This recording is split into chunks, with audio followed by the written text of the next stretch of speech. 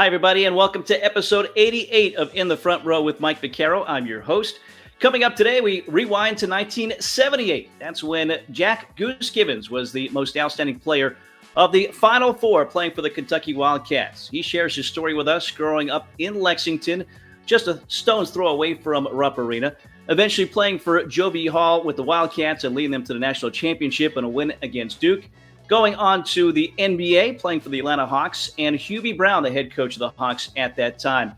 It was a great journey that he shared with us, becoming the, at the time, second all-time leading scorer, now ranks third, and also shares some behind the scenes about his life after basketball, some of the good, some of the not so good, which will be part of a new book coming out later on this year. Our guest in episode 88 of In the Front Row with Mike Vaccaro is Jack Goose Gibbons.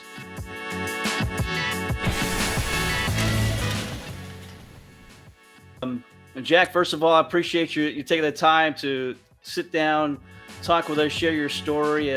Like myself, I know you're a very busy man right now, right in the middle of the basketball season. We're going to get into that later on. We want to start at the beginning for you. Born in Lexington, Kentucky, born in 1956. So growing up in Kentucky during that time, what was it like for you? What sports were you playing? Obviously, basketball became your sport, but tell us about life early on for you and athletically what life was like for you. Yeah, Mike, thanks for having me on. Been looking forward to it and good to spend a little time with you. I think growing up, to answer your question, most of what I played was baseball. I didn't really get started in basketball until a little bit later on, middle school age. Messing around with it a little bit, but I was a good baseball player at the time. Left-handed, so I pitched a little and also played first base. So that was my positions, and I really enjoyed it. Yeah, really enjoyed it. When did basketball start to take over for you? Well, I went out for the team in the seventh grade. Of course, junior high school for us at that time was seventh, eighth, and ninth grade. A little different than the middle school situation now. But I started out my seventh grade year, went out for the team, made the team, but just didn't like basketball a lot. So decided to that I didn't want to play. So I made the team, did the same thing as a seventh grader and an eighth grader. But then that summer between my eighth grade and ninth grade year, I grew from about 5'8" to 6'3" in that one summer.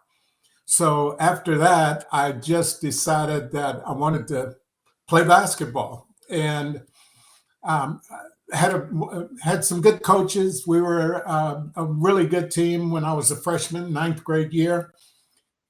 Had some success. Of course, that growth spurt kind of propelled me on to basketball. And from that time on, I did play 1 year baseball in high school in the 10th grade. But after that baseball season, I got into basketball. And from that time on, I focused primarily on basketball.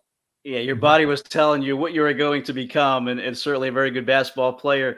Growing up at that time in Lexington, Kentucky, were you closely following the Kentucky basketball program, basketball and other athletics there at the time?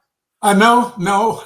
As a matter of fact, I didn't growing up. I mean, I grew up in a housing project right downtown Lexington. I was 10, 15 minutes away from the university. I mean, we walked there and we played on the courts, outside courts on campus. We played a little bit, but no, I didn't follow Kentucky basketball growing up. I guess that was the nature of the beast at that time. There weren't any black players at the University of Kentucky. So for me as a kid, to follow Kentucky basketball just didn't make a lot of sense because there was no one there I could look at and say, man, that could probably be me. So no, I did not follow Kentucky basketball. I didn't start following Kentucky basketball until probably after my 10th grade year, when I was pretty successful playing at that level. And they started recruiting me. At the time also, they were recruiting other Black players. Reggie Warford was there, had just signed well, he hadn't signed my 10th grade year, but my junior year in high school, he came to Kentucky. And then by the time I was a senior, we had Marion Haskins and Larry Johnson, a couple of other African-American players, along with Reggie. So at that time, I started kind of looking at the program and thinking, well, maybe, And as my high school career continued, and they started to show more and more interest, and the fans throughout the state at every high school game, the fans were there, and they had their blue and white on, and they were screaming, "We want you at Kentucky!" And once that started happening, then obviously I started to more seriously consider the University of Kentucky. Yeah, Big Blue Nation, a great following for Kentucky basketball. And as you said, you didn't really follow them, but I guess you'd be 10 years old, 1966, when they lost to Texas Western. You had the all-white Kentucky team against the all-black Texas Western team. Were you taking notice at that point what was going on, in the landscape of not just college basketball, but maybe in the landscape of the country as well? Well, I was 100% wanting Texas Western win that game. I know that. I cheered for them. And you might say that's hard to do, being right 15 minutes from the university, but I wasn't really aware of all of the connotations with that game, what it meant, what it would go to mean on college basketball. I wasn't into it that much at that time. I wasn't into anything much at that time, but obviously the difference was there. Nationally, made a lot of headlines. Every news story started out with all-white University of Kentucky, a Black starting lineup at Texas Western. So, it was a big deal. And at that time, like I say, I had no idea that game would be so monumental when it comes to college basketball, but it just changed the landscape, not just at the University of Kentucky, but especially throughout the South, because Kentucky wasn't the only school at that time that didn't have African-American players. Of course, it was just the nature of the beast at that time, and that was the times. That's what it was. So after that game, though, I think it changed and started to change, particularly in the South. And, a lot of schools that had never recruited, never had African-American players, they started to get them. So it was a really big deal. Yeah, certainly opened doors for you and many others after that game. As you said, a great high school career. Kentucky Mr. Basketball in 1974, Prade All-American as well. And I guess in high school is when you got your nickname, right? Goose? Yeah. Tell us about that and how that came about. Well, when I was a sophomore, my high school coach took a few of us, some of my teammates, took us to a Kentucky Colonels game, which was, Kentucky Colonels, ABA, great, had Dan Issel and Louis Dampier and a lot of other really, really good players. One of the players they had was the guy, Goose Ligon. His nickname was Goose as well. And the guys on my high school team said that I resembled him and his style of play. So after that game, we came back and they started calling me Goose, which of course at that time I wasn't very happy with. I didn't like it hardly at all. So they started calling me Goose, and from there it just kind of stuck. And obviously it's still with me to this day. Funny story, I was this a few years ago, but I was in Walmart, walking through Walmart, and some people, especially here in Kentucky, when they see me, they look and they recognize, and I'm a little older now, so they start trying to put it together. Man, I know this guy. I know this guy, So the lady who was doing her shopping, I was getting my few things, and she looked over and she says to me, "What's your name?" I said, "Ma'am." She said, "You look familiar." I said, "What's your name?" And I said, "My name is Jack Givens." She said, "Jack Givens?" I said, "Well, you look a lot like this player that they had at the University of Kentucky. I mean, you look just like him." And I said, "Well, ma'am, yeah, I played at Kentucky." She said, "No, his name was Goose. It wasn't Jack. It was Goose." So I said, "Well, ma'am, my mother didn't put Goose on my birth certificate. My first name is Jack. They call me Goose, but that's how much that it stuck, and that people recognize me with that name." So it was pretty funny, but she said, I thought you were him, but when you said Jack, you kind of threw me off a little bit, So yeah, it just stuck with me, and like I say, it's part of it now. Yeah, you have a book coming out, I believe, later on this year called "They Call Me Goose." We're going to talk a little bit about that later on. But so again, as you said, you didn't really follow Kentucky, but then started getting recruited by them, by the fan base as well. Joe B. Hall was the head coach at the time that you went to go play for. What was it about his pitch to come to Kentucky, to stay local for you, that worked? Well, I told Coach Hall, I said, "Coach, I was the easiest recruiting challenge that you ever had." I said, I was so easy. He said, "Well, what are you talking about?"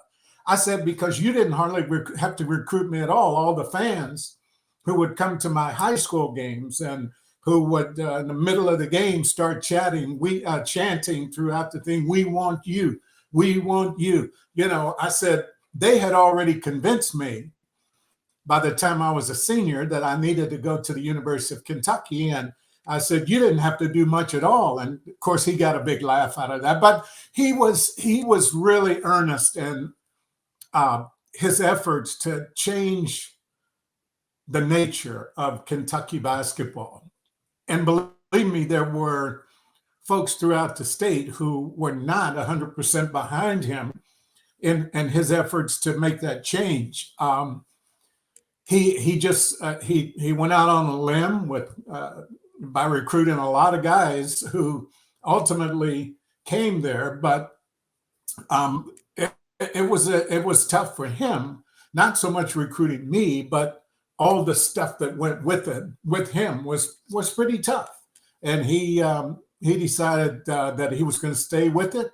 He wasn't going to allow people who really had more say than he did. Mm-hmm. Not in the position he was in, but there were a lot of pretty powerful people in the state of Kentucky who may not have wanted to see the change that he knew the university had to make. So he recruited me hard, and he wanted to make sure that people knew that was going to be Kentucky basketball from that time on.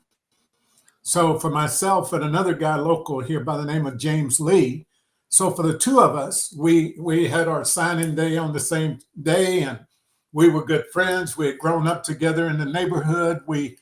His dad was the preacher, the pastor at the church I grew up in. So he and I had hung out a little bit. We never played together other than middle school. We never played together in high school. We played against each other, but Coach Hall recruited us both and recruited us both hard. So for us to make that decision was big for Kentucky basketball, but it was also big for basketball in the state and younger players in the state. It opened a door and opened their eyes to the fact that, well, maybe we can go and play at Kentucky. It was important. It was really important for me being a local guy, and for James being a local guy. It was very important for us to have to have success, whatever that meant. and that we portrayed that we enjoyed the experience, which we both did. And it turned out very, very well for us. Yeah, 1974 to 78, you played for Coach Hall. So not only, trying to follow in the footsteps of somebody like Adolph Rupp, who had won a number of national championships, but making those social changes as well. Could you see that part kind of wearing on Coach Hall a little bit? Was it, I don't know, was there pressure on him at that time, did you think? Well, yes, there was pressure. Not so much pressure with the product he was putting on the floor, as it turns out, not so much. But the pressure was to win. I mean, Kentucky was the state of Kentucky, and the Big Blue Nation was starving for a national championship. We came close my freshman year in 1975. We got to the final game against UCLA, and that kind of reignited the fan base, and it just kind of got everybody back to thinking, man, we need us a championship. We won an NIT, which at that time was pretty big. Yeah. It was big time. We won an NIT my sophomore year, which was big, national championship, but it still wasn't viewed as an NCAA championship. To us, it was big because we know how important it was. We knew how good the teams were we played at that time. The NCAA tournament was 32 teams, I think. So a lot of times only one team from every conference got there. So there were a bunch of really good teams that didn't make it to the NCAA tournament. We beat UNC Charlotte with Cedric Maxwell and some of those guys. We beat them in the final game of the NIT. A lot of people will remember, especially your viewers and listeners will remember that team because they had some great, great players on that team. So there were some good teams there. We missed the Final Four by one game my junior year, North Carolina, with Phil Ford and Walter Davis and all of those guys. They beat us in the grade 8, the game that would have gotten us to the Final Four. So my senior year, everything had happened good except winning the national championship. So that was our focus, and that's what we wanted to try to accomplish. Yeah, as you said, you're on the doorstep several times. So you go into your senior season. Did you come together with the team at the beginning of the year? How much was it stressed that, hey, this is going to be championship or bust for this program? No, we came together as a team the day after we lost to Carolina. No, we didn't wait till the next year because, and I know, you get better as a player over the summer. Mm-hmm. That's when you get better. That's when you work on what is your weakness. That's when you can put some individual time in and try to improve. So we came together after that and we said, nobody's going home this summer for summer break. We're staying here every day. We're coming in here to work 5 days a week, Monday through Friday. We came in and we hit the gym and we worked and we were ready long before the start of that season. Our pre-season conditioning program was tough. I mean, it was rough. We went through that, and we went that whole year without having a bad practice, and that's really hard to do. I mean, there were days that Coach Hall we'd be an hour and a half into the practice, and he'd blow the whistle, and he'd make us leave the gym because the competition was so. I mean, it was just incredible how hard we would go at each other. And there was hardly a day that went by without there being at least one fight. We'd love on each other afterwards. But during that practice time, we competed. And that was the way it was the whole season. We got to a point where the games themselves were, they were like vacation from practice, because practices were so incredibly tough. But he'd blow the whistle and he'd make us go home. He'd come in late sometime for practice if they had meetings, coaches' meetings, and we would already be into the stuff that we knew we had to work on. And sometimes the coaching staff would just go sit up in the stands and just watch us, because I was a senior, Rick Roby was a senior, Mike Phillips was a senior, and James Lee was a senior. So we knew by that time what we had to get accomplished in practice. And they would sit in the stands, man. They would just go sit down and let us do what we're doing. And we had gone through it every day for so long that I don't want to say we didn't need them, but we really didn't need them. So they would let us go and bring us together at the end of the day, and we'd slap five and we'd way to go, and we'd go eat, but that's the way it was. So we made up our minds that the moment we lost that game to Carolina, that next year we weren't coming short. Ironically, it was another team from North Carolina that you played in the national championship. It was Duke in St. Louis. Yes. You win that game for the 1978 title, 94-88, 41 points for you in the title game, the most outstanding player. What do you remember about that game, maybe, and about the moments as the clock counted down? Well, I remember going into that game,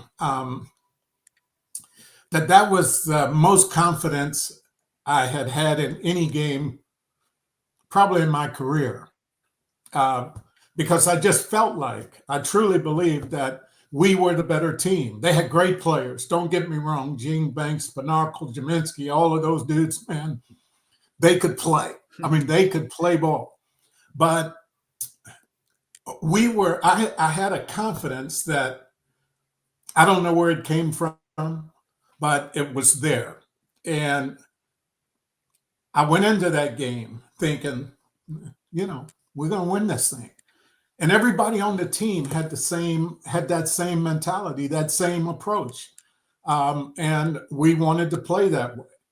And that's kind of the way we played. I mean, we had guys that, every game, if you look at our march through the tournament, every game, somebody different kind of stepped up and did their thing. I mean, so we figured out different ways to win games. And that final game, Duke played a 2-3 zone, and they just kind of left that 15 to 18-foot area open because they were concerned inside. We had guys who could shoot it.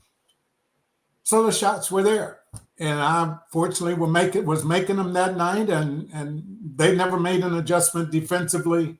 So it turned into a big game for me, my final game as a college player. So we had some good players. We had guys who knew how to play. And even though Duke was really good, I was confident that we could win that game. Yeah, it sounds like a very special team, not just on the floor, but off the floor, behind the scenes as well. And hey, that's what it takes to win a championship. You mentioned some great names there: Magic Johnson, Sidney Moncrief, who we've had on this show before, and all the guys from Duke as well. So you've got to be a special team to make it through and win that championship. 3-time SEC for you. You finished up your third all-time in scoring, over 2,000 points as well. And your jersey hangs in Rupp Arena. Your retired jersey, number 21. What does that all mean to you as you go back there now as an analyst on the radio broadcasts? Oh, it means a lot. I told Kenny Walker, who is now second on the list. Yeah, Dan Issel number one, then Kenny Walker. Dan Issel number one. And when I left, I was number 2. And Kenny Walker came in and passed me up. And I don't speak to Kenny to this day because of that. I'm just kidding. Kenny's my boy, but we get a big laugh out of that. But yeah, it's great going into Rupp Arena. After all this time, I played in the very first game in Rupp Arena, got the very first win in there in that game. So it's special. I mean, it's special to me to have my jersey in the rafter, have my number retired, my jersey retired, because we've had some other good players wear number 21, Tayshaun Prince, one of those. But my jersey's hanging up there, and it's very special. It's one of those feelings that as I get older, just means more and more every year, because I see so many great players come through the doors there. And one thing unless college basketball changes drastically, guys leaving after 1 year or 2 years. I don't have to worry about moving any further down that list because guys just don't stay anymore. They're missing so much, and I know it's the money and all, I get it, but man, the experience of playing college basketball. I mean, I wouldn't have given up my 4 years there for anything, and it is what it is when it comes to that, but.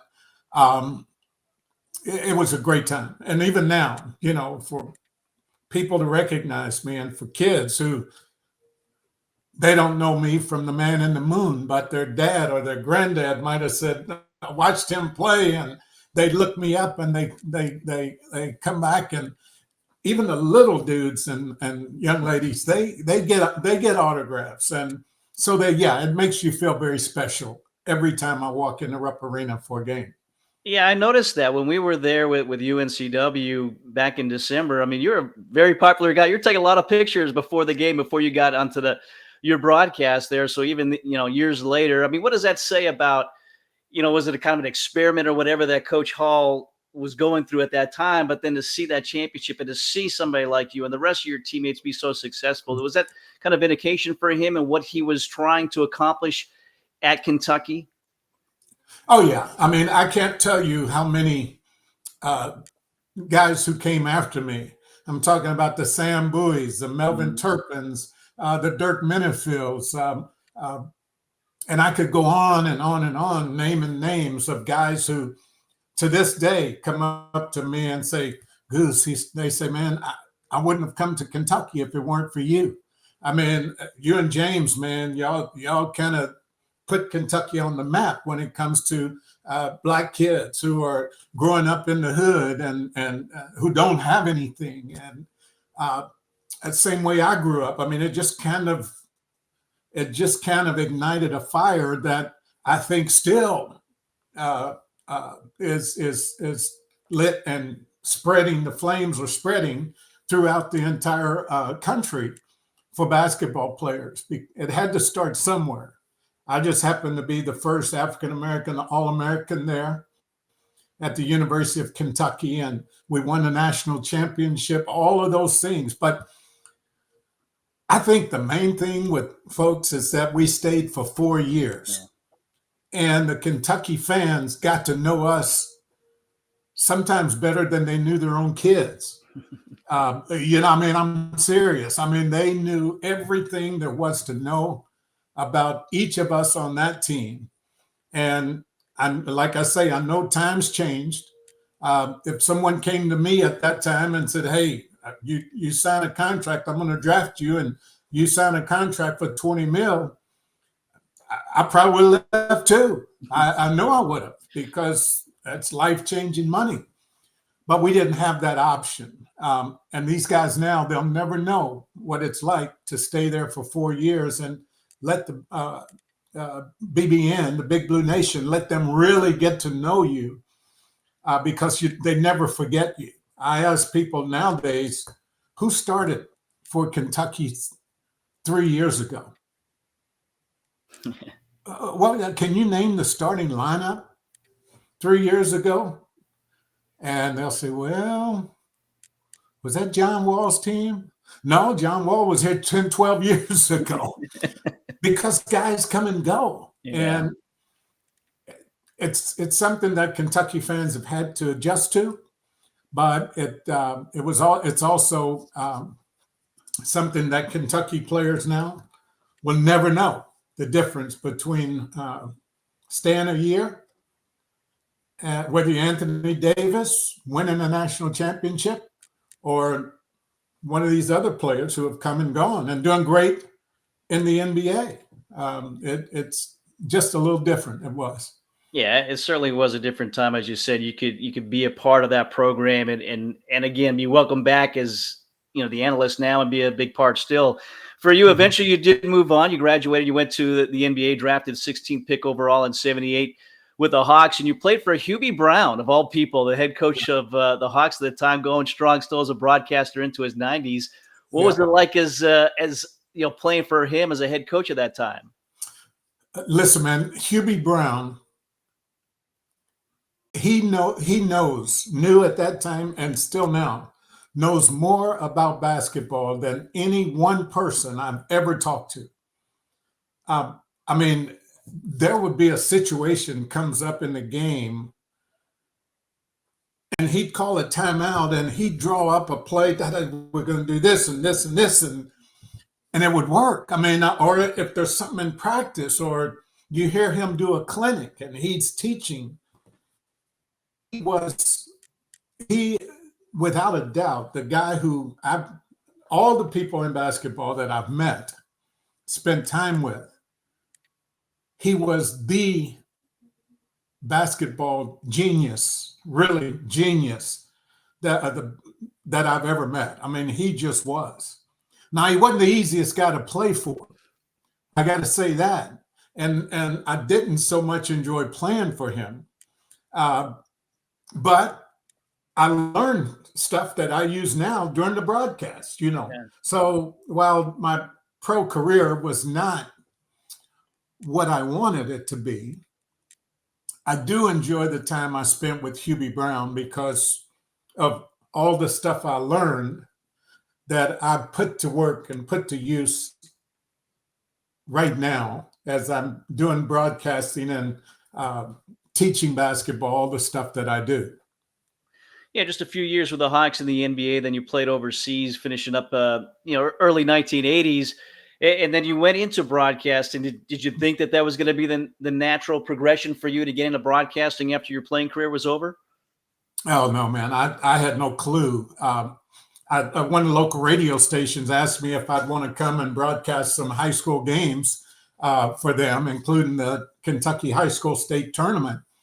And I thought, my goodness, me? I mean, heck no. I mean, I didn't think, but I said yes and just kind of slowly walked into this broadcasting thing.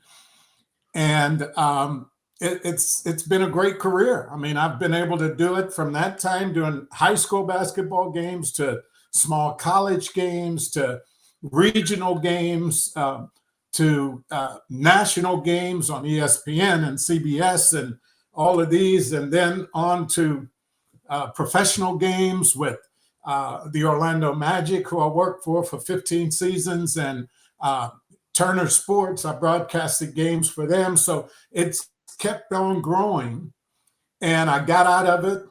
I was happy with my career, and all of a sudden, I'm back here in Kentucky. I lived in Florida for 20-some years and enjoyed my time there. My wife said, all right, I want to get back to Kentucky. I was a real estate broker at that time. She said, you can practice real estate anywhere. I want to get back. Our parents were getting older. And so we decided that we would come back to Kentucky. And I took a position with a company here. That's been 12, 13 years ago. I'm still with that company. And the opportunity to start getting back into broadcasting through the University of Kentucky Network came, and I was doing the pregame show. Then all of a sudden, my predecessor, a good friend and a great guy, Mike Pratt, cancer kind of creeped into his life, and he fought it hard for 4 or 5 years. It finally got him. And after Mike passed away, and Mike and I had talked about it before he passed away, that Mike was going to had suggested that they bring me in because Mike was broadcasting the Charlotte Hornets games on the radio and TV. At the time, I was broadcasting Orlando Magic games on TV. So we had known each other, obviously, from playing at Kentucky, but we got to know each other through broadcasting. Then I came back and they asked me to get involved with the University of Kentucky Network.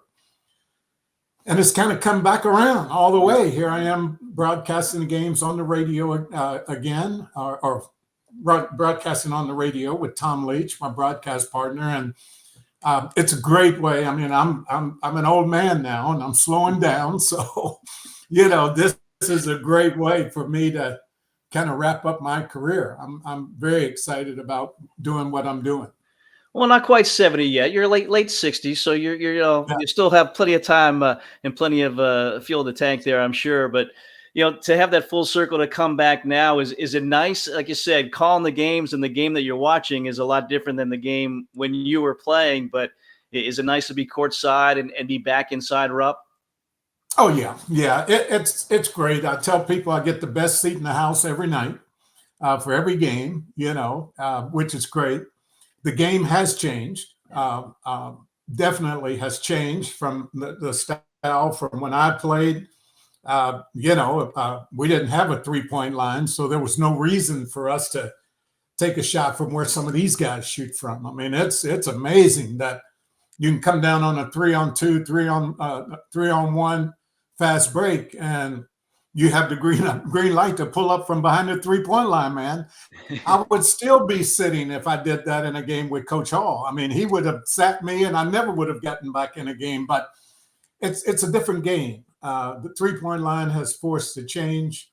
The NBA has changed to where I don't care if you 6'1" or 7'1", you can shoot it, and you can shoot it anywhere you want at any time during the game.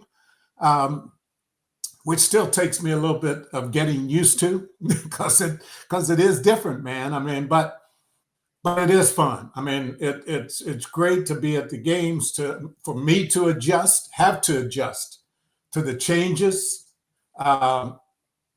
It keeps me sharp. It keeps me involved, and I'm very blessed, very, very blessed. I'm telling you, to be able to be in the position I'm in, it's really rewarding. Yeah, it certainly is. And I'm sure a lot of what we've talked about, part of your new book coming out, They Call Me Goose. What else can you tell us about that book coming out, I believe, in March of this year? Yeah. The launch date is February 29th. Okay. We will have a big launch party at the University of Kentucky Alumni House. The University of Kentucky Press came to me and asked me if I would be willing to do a book. I got with a really good friend and a great writer by the name of Doug Brunk. I got with Doug, and Doug, I didn't know anything about writing a book. I didn't think anything I had to say was worth reading, but as we started going through it, and I started to relive my days growing up in a housing project that had a big fence that separated the black side from the white side of this neighborhood. When I started going through all of that, those days of trying to navigate life, and there were 10 of us, 7 boys and 3 girls. So I had 9 siblings. My mother worked and cleaned houses and did whatever she could do to feed us and to support us. There's so many stories that I go through way before my days at the University of Kentucky, and then after the University of Kentucky. I talk about times in my life that were not so good. Stuff like, waking up one morning. I lived in Orlando, had just taken a job there. Waking up one morning and going out to get in my car to go to practice, and my car wasn't there. It was gone. So I called the cops and I say, "Man, my car's gone. Somebody stole my car." And the guy who answered the phone said, "Well, let me ask you a question." And I said, "Sure, man. Ask me. What do you?" He said, "Have you made your car payments?" And I got quiet. And I said, "No, I'm about 3 months behind on my car payment." And he says, "Well, you better check with your leasing company, because that might be where your car is."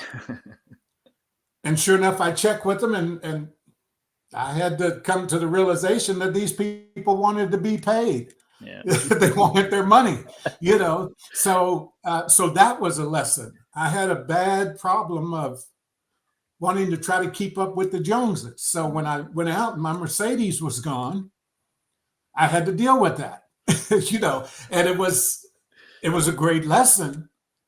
I was embarrassed, you know, but it happened.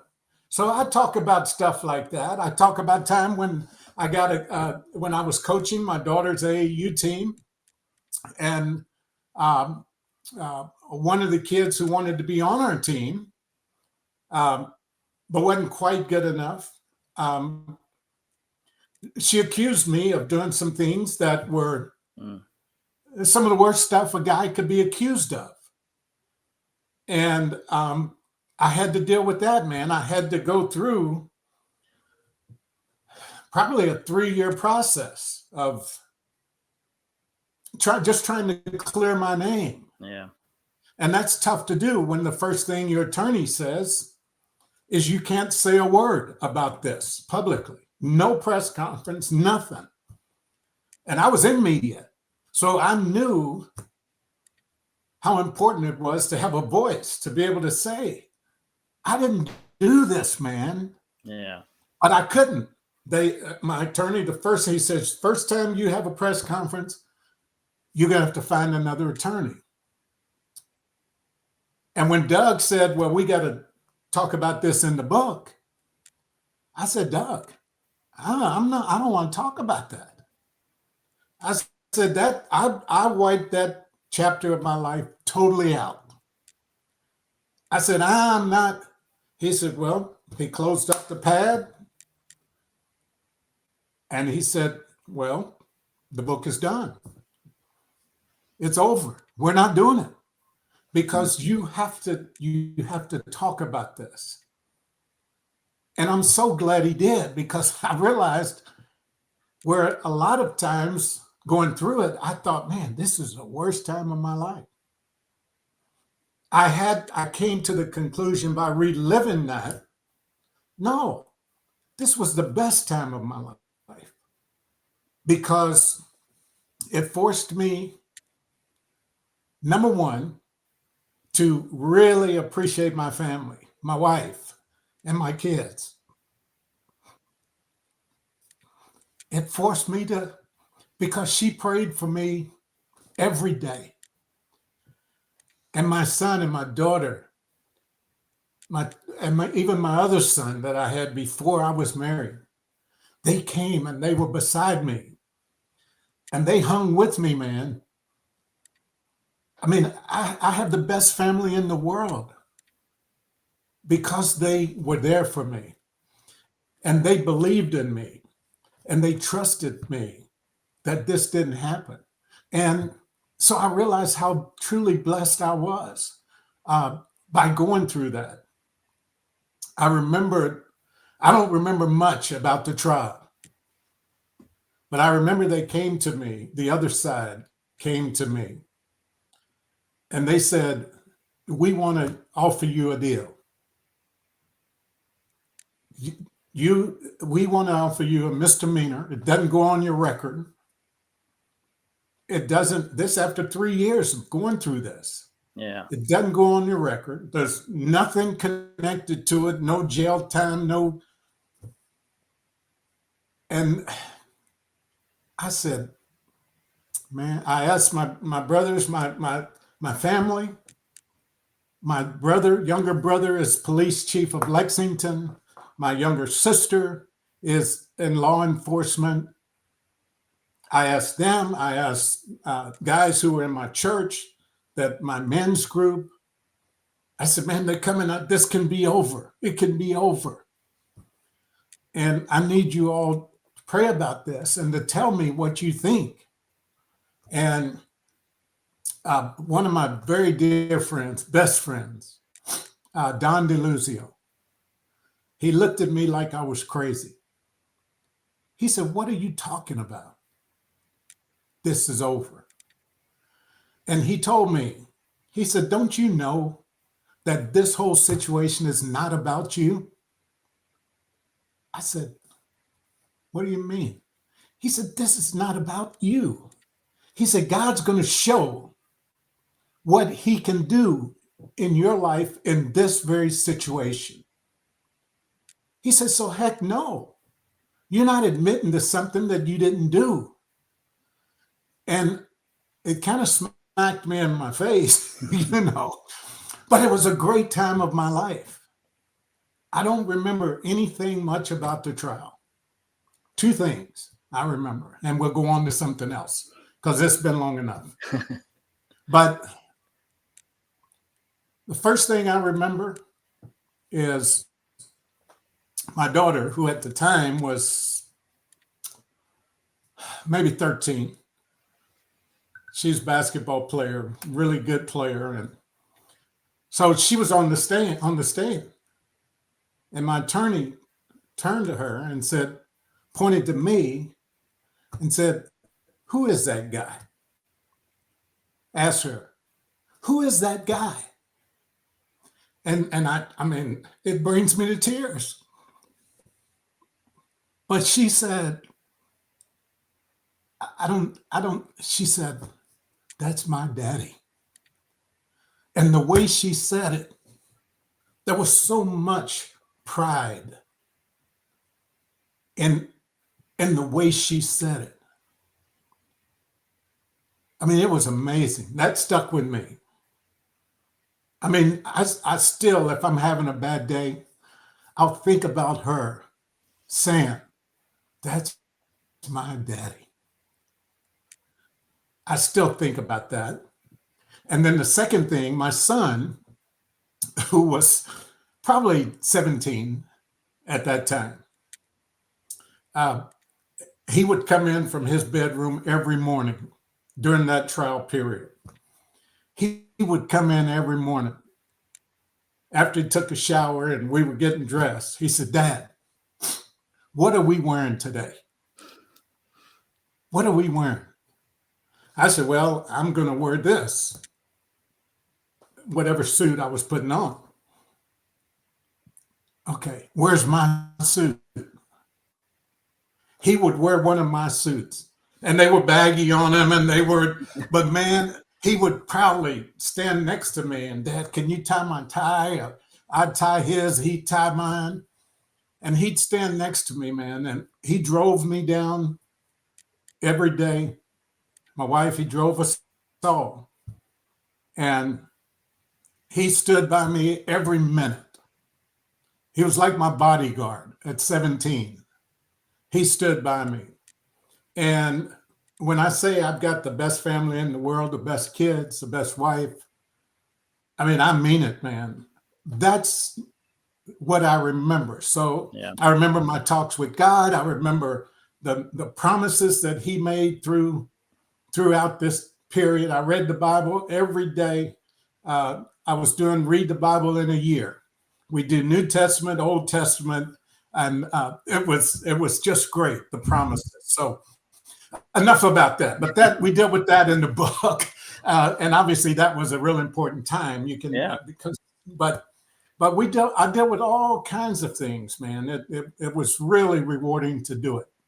Well, I appreciate you sharing all that. And again, it seems like you took the most positive things away from an experience like that you can. And certainly, interesting to read that book and again, see some of those stories because, you're the MOP, you're this, you're that. But then life, settles in. And hey, we all have rocky roads in our life, right? And moments as well that you've got to work through. So again, I appreciate you sharing that with us. And one other quick thing about that, sure. Because I was a pastor at my church.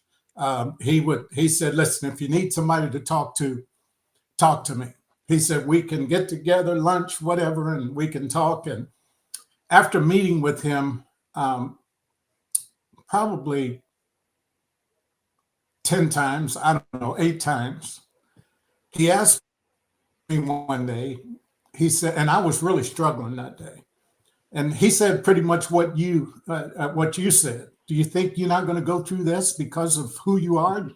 Won a national championship? So he asked me, and he said, by the way, have you prayed for this girl and her family? And I looked at him, I said, what are you talking about? when's the last time you prayed for her? What do you think they're going through? Mm. I said, well, I haven't prayed for her. He said, well, right now, you pray for her and her family. And man, I fought it. I fought it. And he said, pray for her. So I did. And just when I finished praying, it was like a 5,000-ton elephant had been lifted off of my back. I can't tell you how much easier it was for me to breathe and to just exist. So yeah, I don't remember any bad, a little bit. But man, there was so much good. And I'm so glad I kind of got that out of my mind because I'd kept it locked up. But anyway, we dealt with that, and it was a very good time in spite of how bad it was. Yeah, it's amazing how you can, not just you, but others write a memoir, and it becomes very therapeutic for you. And it seems like that's the case there. We're going to end a little bit lighter here. We usually ask our guests a top five. So I want to ask you the top 5 players in the history of Kentucky. Now, you can include yourself, obviously. You're number 3 in the all-time scoring list. But in your mind, who are the top 5 all-time Wildcat basketball players? Man, that's tough. That's hard. I know. That's tough. But I'm not going to hesitate with the first one. That's Dan Issel. A lot of folks won't remember Dan because he played even before me, but he's the all-time leading scorer at Kentucky. He did that in 3 years. I did mine in 4. But Dan was amazing how good he was. So Dan is one. Is one of those 5. I'm not putting them in any order. Okay. But I might put him in position. And I'm going to play Dan at 4.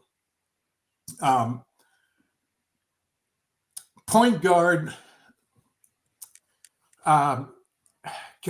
John Wall maybe is in that group. Sure.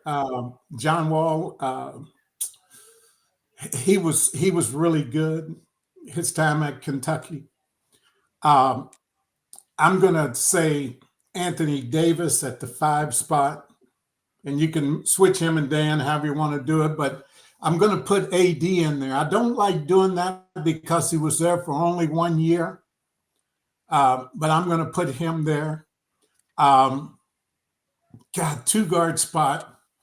You have a bunch of guys, but I'm probably going to go different than what you think. I might say Tony Delk. Oh, okay. Yeah. Tony Delk at the 2 guard spot. Okay. And I saved my position, the 3, to last. And while I can make arguments for myself, I'm going to put Jamal Mashburn. Oh. In that small forward. Wow. Okay. Jamal was so good and such a complete player. I'm going to put Jamal ahead of. I'm going to put him ahead of me. Now, I might change my mind on that tonight, but for now, that would be my 5. And there's so many other ones. I mean, Rex Chapman and Louis Dampier. And I could go so many different directions, but that Kenny Skywalker was a good player. But I can make an argument for either one of those guys. Yeah, to be honest with you, researching for our broadcast when UNCW played Kentucky, I was surprised that it was Kenny Walker was number 2 all-time leading scorer. I would think Dan Issel, but Kenny Walker has a career that I don't know, maybe gets overshadowed by folks like you, by Jamal Mashburn and others as well. But you can't go wrong picking 5 Kentucky players for the course of basketball history. There's 5 good ones, no matter if it's this 5, that 5, or whatever. So it's hard to do, man. It hard is. to do. It is. The history. And you kind of put me on the spot. If I think about it longer, I probably come up with 5 totally different, except for Dan Issel. I probably come up with 5 totally different.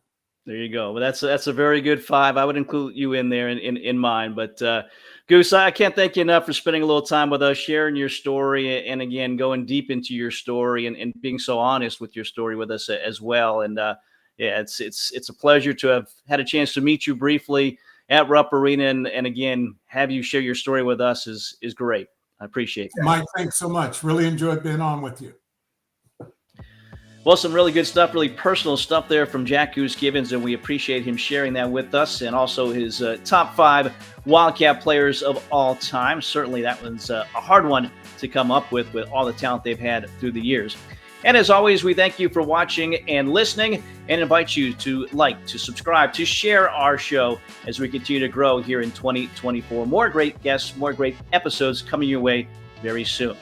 For JR Equipment, our creator, producer, and director, I'm Mike Vaccaro. Thanks for watching us. We'll see you next time for another episode of In the Front Row with Mike Vaccaro. Have a great day, everybody.